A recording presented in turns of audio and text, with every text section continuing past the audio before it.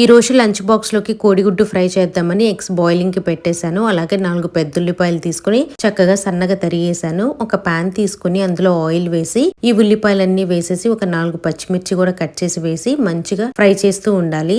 ఈ లోపు ఎగ్స్ కూడా ఉడికిపోయాయి అనమాట. మంచిగా ఉడికాయి. ఉప్పు వేసి ఉడకపెడితే బాగా ఉడుకుతాయండి ఎగ్స్.